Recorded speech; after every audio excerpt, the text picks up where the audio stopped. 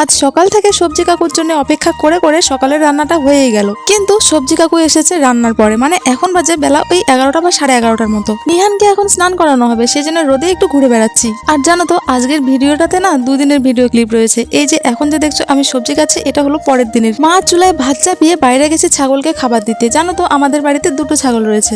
আজ কোনো মাছ মাংস না, বরং আজ রান্না হচ্ছে পেঁয়াজ কলি ভাজা, মূলো ভাজা, মসুর ডাল আর ঝালঝাল করে আলু ভর্তা। সবজি কেটে ধুয়ে দিলাম, তাহলে মায়ের কাজটা অনেকটাই এগিয়ে যাবে। এই যে এখন গুছিয়ে কাজগুলো করতে পারছি, কেন জানো? কারণ আমার পুচকুটা এখন ঘুমিয়ে আছে। এই সকাল টাইমটাতে নিহান যদি জেগে থাকে তাহলে আমি মাকে কোনো কাজে হেল্প করতে পারি না। কারণটা হচ্ছে এখন তো নিহান বড় হচ্ছে, তাই কোলে করে নিয়ে কোনো জায়গায় বসে বা দাঁড়িয়ে থাকতে ও একেবারেই পছন্দ করে না। ওকে কোলে নিয়ে একটু ঘুরে বেড়াতে হবে, তাহলে ও বেশ খুশি। তোমরা আমাকে অনেকেই কমেন্ট করো, আপু তোমার মাকে কেন দেখাও না? আসলে আমার মা ক্যামেরার সামনে আসতে একেবারে কমফোর্টেবল না, সেজন্য দেখাই না। তবে যাই হোক, আজকে সকালে আমার কাজ এতটুকুই, বাকিটা মা করে নেবে।